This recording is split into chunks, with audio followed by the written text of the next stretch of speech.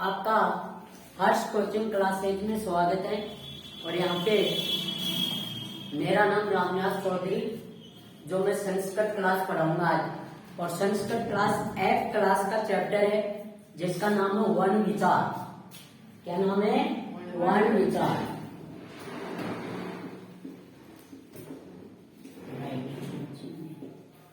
One विचार। देखो, जैसे कि इसके नाम से आ रहा है वन विचार। वन, अपने वर्ण कौन से होते हैं? जो कह ग ग च ये सभी वर्ण एक प्रकार के होते हैं। तो पहला अपना 8 क्लास के अकॉर्डिंग देखा जाए तो वर्ण किसे कहते हैं? वर्ण किसे कहते हैं? तो वर्ण भाषा की सबसे छोटी इकाई होती है। वर्ण क्या होती है? भाषा की सबसे छोटी इकाई। सबसे छोटी इकाई, भाषा की सबसे छोटी इकाई। अब जैसे भाषा की सबसे छोटी इकाई अपन बोलते हैं इसको वर्ण को, कि भाषा की सबसे छोटी इकाई किसको कहते हैं? वर्ण। जैसे इसमें आ गया कह, लेकिन ये सबसे छोटी इकाई अपन इसको नहीं बोल सकते। इसके आगे डेफिनेशन में आता है कि भाषा की सबसे छोटी इकाई जिसके अपन टुकड़े नहीं कर सकते। क्या नहीं कर सकते? टुकड़े। अकॉर्डिंग इसके देखा जाए तो कह के अपन टुकड़े कर सकते हैं। कह का टुकड़ा करेंगे तो अपन कह प्लस एच। और जैसे ही व्यंजन में से, व्यंजन के अंदर से स्वर को बाहर निकालते हैं तो कह के नीचे एक डंडी जिसको अपन बोलते हैं हलन, जिसको क्या बोलते हैं? हलन। इसको हलन को लगाने के बाद में यह वर्ण की सबसे छोटी इकाई हो जाएगी। यह होती है वर्ण की सबसे छोटी इकाई। सबसे छोटी इकाई। अब इसके अपन टुकड़े नहीं कर सकते। कह के जैसे कह का टुकड़ा करें, अब अपन इसका और कोई टुकड़ा नहीं कर सकते। वर्ण का क्या आ गया, इसमें अपन जैसे इसका टुकड़ा नहीं कर सकते, वापस इसमें इसको वर्ण पूरा वर्ण बनाने के लिए इसको वापस एच जोड़ा जाएगा। एस स्वर का मेल व्यंजन में किया जाएगा तो पूरा क्या बन जाएगा?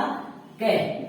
अब आपको थोड़ी सी बेसिक इसका बता दिया जाए कि संस्कृत भाषा में, संस्कृत भाषा के अपने आदि कवि थे महर्षि वाल्मीकि। कौन थे? महर्षि वाल्मीकि, जो संस्कृत भाषा के आदि कवि कहलाते हैं। अब संस्कृत भाषा के आदि कवि वाल्मीकि जी ने ये इसकी रचना तो कर दी, लेकिन इसके एक और आते हैं। संस्कृत भाषा के जो पहली बार इन्होंने किया था, पहली बार आदर्श व्याकरण के रूप में किसने अपनाया था इसको? संस्कृत भाषा को आदर्श व्याकरण के रूप में किसने अपनाया था? महर्षि पाणिनि ने। कौन थे? महर्षि पाणिनि, जिन्होंने संस्कृत भाषा को एक आदर्श व्याकरण के रूप में देखा था। आदर्श व्याकरण के रूप में किसने देखा था? महर्षि पाणिनि।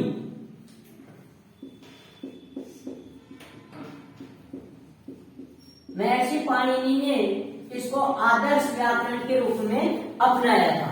अब महर्षि पाणिनि का एक जो है अष्टाध्यायी, अष्टाध्यायी में इसका उल्लेख किया था उन्होंने। अष्टाध्यायी में इन्होंने उल्लेख किया और ये आदर्श व्याकरण के रूप में इसको अपनाया।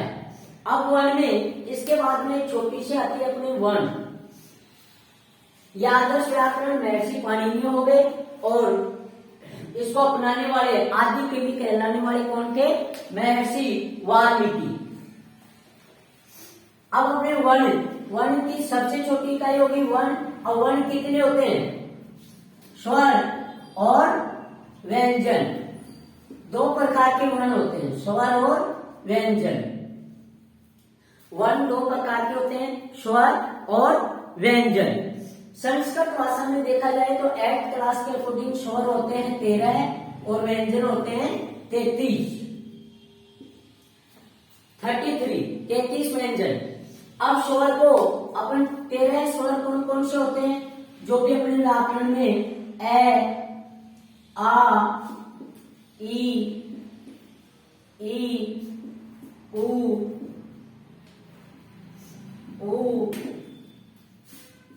री,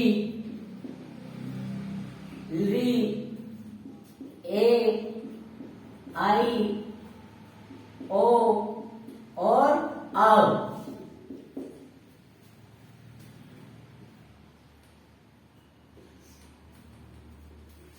ठीक है, ये 13 अपने स्वर हो गए।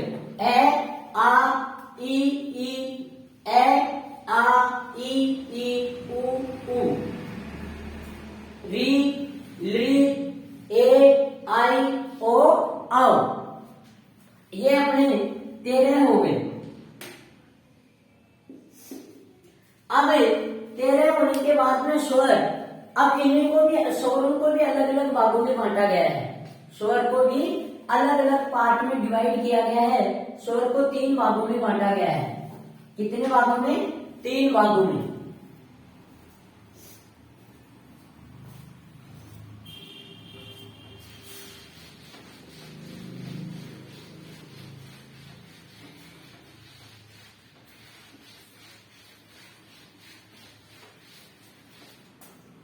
स्वर, स्वर को अपन 3 भागों में बांट सकते हैं।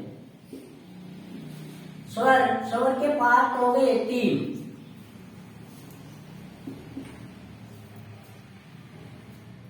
हाश्व स्वर, दीर्घ स्वर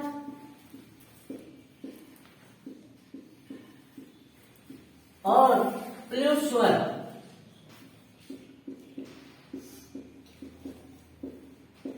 हाश्व स्वर, दीर्घ स्वर और प्लुत स्वर। हाश्व स्वर अपने संस्कृत जैसे हाश्व स्वरों की संख्या होती है 5। हाश्व स्वरों की संख्या कितनी होती है? 5। और दीर्घ स्वरों की संख्या होती है 8। तो टोटल मिलके हो गए 13 है। स्वर कितने होते हैं? 13। अब देखो, इसके उच्चारण करो अपने। हाश्व स्वर, हाश्व का अर्थ होता है छोटा। हाश्व का अर्थ क्या होता है? छोटा। और दीर्घ का अर्थ होता है बड़ा। तो इसके, इनके नाम के अकॉर्डिंग, इनके नाम के अकॉर्डिंग ही अपन देखते हैं हाश्व स्वर, यानी वे स्वर जो छोटे होते हैं। वे स्वर जो छोटे होते हैं, अर्थात संस्कृत अर्थात वे स्वर जिनको बोलने में कम समय लगे या जिनका उच्चारण करने में कम समय लगे, उन्हें क्या कहते हैं? हाश्व स्वर। इनमें क्या लगता है? कम समय लगता है। या इनको दूसरी भाषा में दूसरी बार परिभाषित किया जाए तो इनको बोलने में 1 मात्रा का समय लगता है। किसका समय लगता है? 1 मात्रिक स्वर। इनको 1 मात्रिक स्वर भी कहते हैं, यानी इसमें 1 मात्रा का समय लगता है।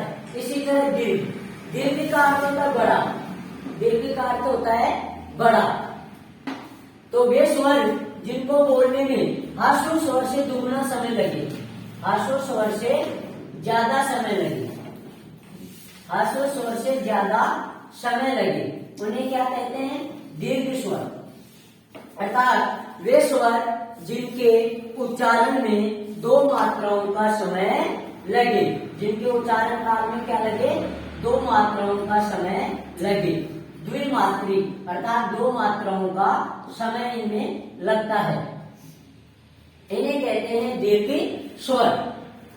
अब हाश्व स्वर में 5 कौन कौन से आ गए? हाश्व स्वर के 5: ए, छोटी ई, छोटा ऊ, री और री। ये हो गए अपने 5। इसी तरह दीर्घ स्वर, दीर्घ स्वरों की संख्या होती है 8। अब ये 8 कौन कौन से जो 13 में से बच गए वो 8 इधर लिख दो। 8 कौन से हो गए? आ, बड़ी ई, बड़ा ऊ, री, ए, आई, ओ, आओ। ये हो गए अपने 8 दीर्घ स्वर। दीर्घ स्वर कितने हो गए? 8। अब जैसे इसके बाद में 8th क्लास में देखें कि एक आते हैं लिपि। इसके बाद में ये दोनों हाश्व स्वर और दीर्घ स्वर 2 हो गए। अब आता है प्लुत स्वर। प्लुस स्वर। प्लुस स्वर किसे कहते हैं? वे स्वर जिनको ह्रस्व स्वर और दीर्घ स्वर, ह्रस्व स्वर और दीर्घ स्वर दोनों से ज्यादा समय इसमें लगता है, अर्थात तिगुना समय या 3 मात्राओं का समय इसमें लगता है।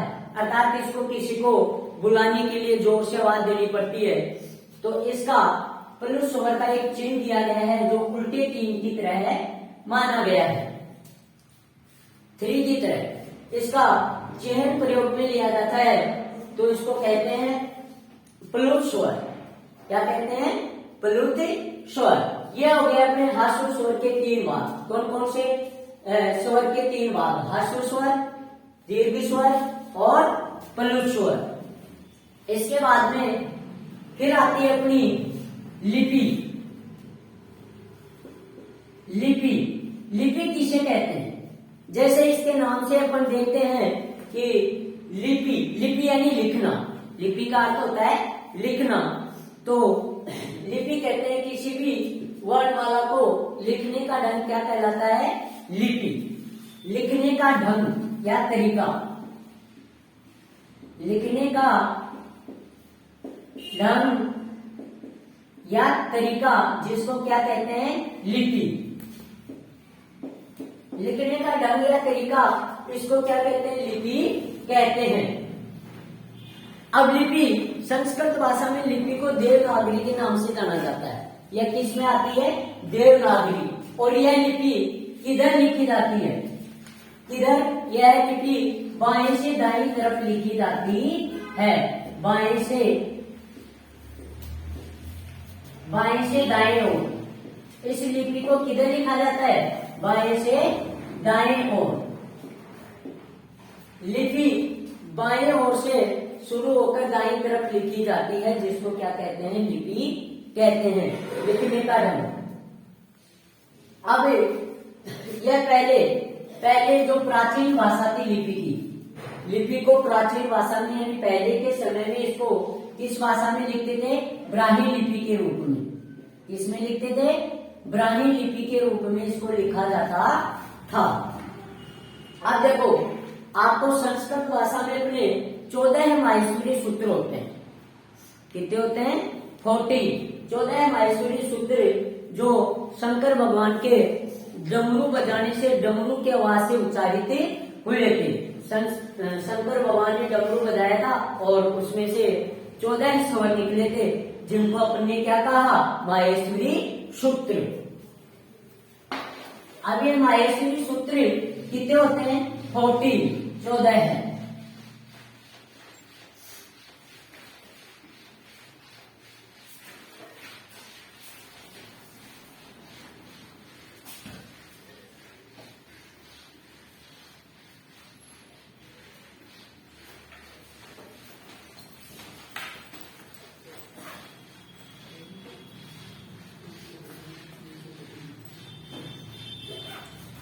अब देखो, अपन आज इसमें 14 माहेश्वरी सूत्रों का करेंगे।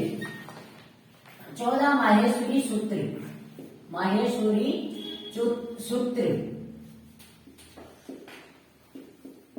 इसमें शंकर भगवान ने जब डमरू बजाया तो इसमें से 14 तरह की आवाजें आई, यानी ध्वनि आई, जिन्हें माहेश्वरी सूत्र के नाम से जाना गया था।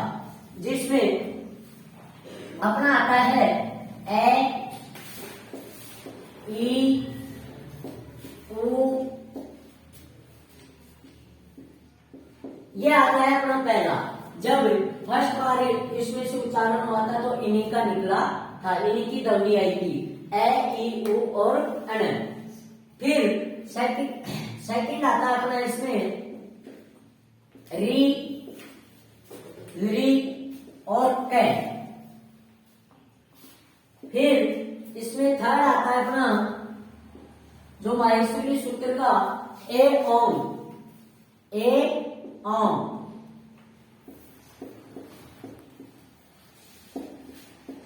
चौथा पहला आ गया अपना ए, ई,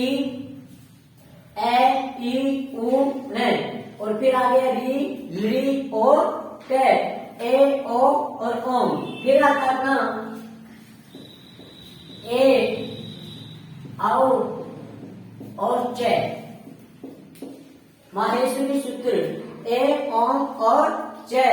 फिर 5वें नंबर पे है ये व रे और टे। है या वरट, जिसको अपन याद कैसे करेंगे, ए ई उन आई उन री री एवं एवोच है या वह रट। फिर 6 नंबर पे अपना आता है ल और अण। ल और अण माहेश्वरी सूत्र के हिसाब से पहला हो गया ए ई उ है री री के ए ओ गे ए ओच है वरट और लन। फिर आता है अपना 7 नंबर पे मैं न और मैं। 7 नंबर पर माहेश्वरी सूत्र अपन क्या पढ़ रहे हैं, माहेश्वरी सूत्र की संस्कृत भाषा में 14 माहेश्वरी सूत्र जो शंकर भगवान के डमरू से आए थे और उन्हीं से संत पाणिनि जी ने यहीं से इन्होंने माहेश्वरी सूत्रों का इनको नाम देके इनकी रचना की थी। फिर आता है अपना 8 नंबर पे। 8 नंबर पे आता है अपना झ भै ये। झ भै ये। फिर 9 नंबर पे आता है अपना घ ढ ढ श। फिर 10 नंबर पे आता है अपना जबरदस्त, यानी जबरदस्त। अपन जो याद करने के हिसाब से अपन अपनी भाषा में बोल सकते हैं, अगर याद नहीं होता है तो अपनी भाषा में बोल सकते हैं जबरदस्त। जबरदस्त तो इसके उच्चारण में हो जाएगा जय बै ग ड द और श। फिर 11 आता है अपना 11वां ख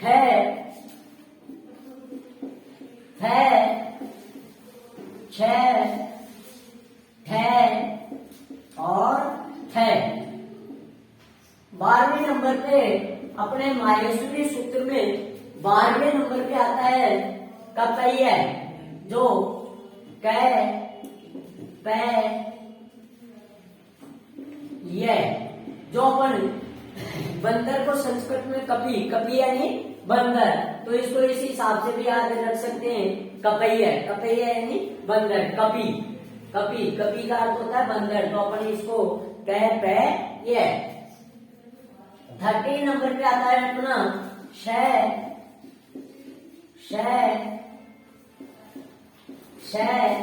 और र। तीनों श से सरगम, श से षटकोण, श से स्नेह और ऐसे रस्सी। तो ये श र।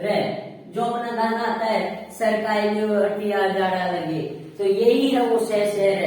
ठीक है, तो इसको इस हिसाब से अपने याद रख सकते हैं। फिर लास्ट का उच्चारण निकला था है ल। ये माहेश्वरी सूत्र अपने 14 हो गए। कौन से? फर्स्ट नंबर पे एवं री री एवं एवं हयवरट लन अयमनम जगय गैडे 10 जबर गड 10 खप छटक कपैये शशरे और हल। ये अपने 14 माहेश्वरी सूत्र जो शंकर भगवान के डमरू से उच्चारित हुए थे। इसके बाद में अपने संस्कृत में स्वर व्यंजन हो गए और पलु स्वर। फिर आता है अपना वर्णमाला। वर्णमाला अब देखो वर्णमाला किसे कहते हैं कि ये छोटे हो गए वर्ण, और माला का अर्थ होता है समूह है। माला का क्या अर्थ होता है? समूह है। तो किसका समूह है? माला का अर्थ क्या होता है? समूह है। तो किसका समूह बोल रहा है? वर्ण का समूह है, अर्थात वर्णों का समूह क्या कहलाता है? वर्णमाला। वर्णों का समूह है वर्णमाला कहलाता है। तो वर्ण पूरे कौन कौन से आ गए? 13, यानी इसमें कैसे लेकर मैं तक। अब इनको भी अलग अलग भागों में बांटा गया है, इनको भी अलग अलग भागों में बांटा गया है। जैसे स्वर और व्यंजन, स्वर और व्यंजन 13 स्वर होते हैं और व्यंजन को अलग अलग भागों में डिवाइड किया गया है। जैसे इस व्यंजन में स्पर्श व्यंजन, स्पर्श व्यंजन किसे कहते हैं? जो अपने मुख के किसी न किसी भाग को क्या करें, स्पर्श करते हो अर्थात टच करते हो। मुख में कहीं ना कहीं ये अपने किसी न किसी जगह को टच करते हुए आते हैं, उन्हें स्पर्श व्यंजन कहते हैं और इनकी संख्या होती है 25। स्पर्श व्यंजनों की संख्या कितनी होती है? 25। कौन सी? क, च, ट, त और प। क, च, ट, त, प का अर्थ होता है क वर्ग, च वर्ग, ट वर्ग, ट वर्ग और प वर्ग। ये पूरे कैसे लेकर क, च, ट, त, प वर्ग तक के 25 स्पर्श व्यंजन होते हैं। इसके बाद में आता है अपना अंतस्थ व्यंजन।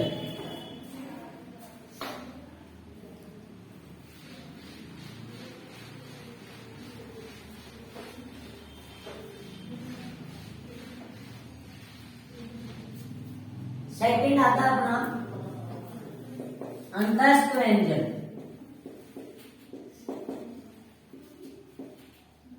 अंतस्थ व्यंजन जो 4 प्रकार के होते हैं। अंतस्थ व्यंजन 4 प्रकार के होते हैं। एग्जाम में पूछा जाता है, जैसे आपकी बार एमसीक्यू क्वेश्चन अभी आ रहे हैं, तो एमसीक्यू क्वेश्चन में 2-3 क्वेश्चन यहीं से बनते हैं कि व्यंजन की संख्या है 33, स्पर्श व्यंजन कितने होते हैं? 25। स्पर्श निम्न में से स्पर्श व्यंजन है तो वो कौन सा होगा? क वर्ग से लेकर प वर्ग तक। ये हो गए अपने स्पर्श व्यंजन जो एग्जाम में क्वेश्चन पूछे जाते हैं। फिर एक क्वेश्चन यहाँ से बनते हैं, एक एक नंबर जो एमसीक्यू क्वेश्चन होते हैं वो यहीं से। अंतस्थ व्यंजनों की संख्या है, ऑप्शन में आ जाएगा 1, 3, 5, 4। तो कौन से पे करना है अपने को? 4 पे। कौन कौन से? श, और है। ये होते हैं अपने अंतस्थ व्यंजन। फिर आता है अपने तीसरा ऊष्म व्यंजन।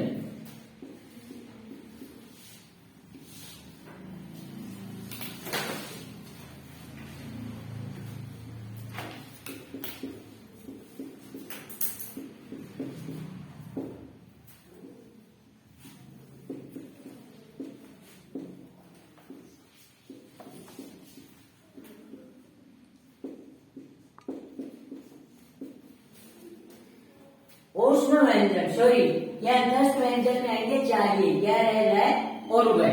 ऊष्म व्यंजन में आते अपने स है, जिनकी संख्या भी क्या होती है? 4 होती है। अंतस्थ व्यंजन ऑप्शन में आएगा कि निम्न में से अंतस्थ व्यंजन है, एक इनमें से आ जाएगा यह रह वह। इनमें 4 में से एक देगा एग्जाम में, कोई सा भी दे देगा, यह दे देगा और बाकी अलग दे देगा। तो अपने को कौन से पे टिक करना है? यह पे। अगर रह दे रखा है तो रह पे, लह दे रखा है तो लह पे और वह दे रखा है तो वह पे। यानी एक अपना आंसर मिलेगा, बाकी सब अलग मिलेंगे। इसके बाद में ऊष्म व्यंजन। ऊष्म व्यंजनों की संख्या भी क्या होती है? 4 होती है। अब ये 4 ऊष्म व्यंजन 4 है, ये भी एग्जाम में इसी तरह ही पूछा जाएगा कि निम्न में से ऊष्म व्यंजन है कौन सा है? श एक देगा, बाकी अलग देगा। इसके बाद में अपने इनको कंप्लीट होने के बाद में एक आता है संयुक्त व्यंजन।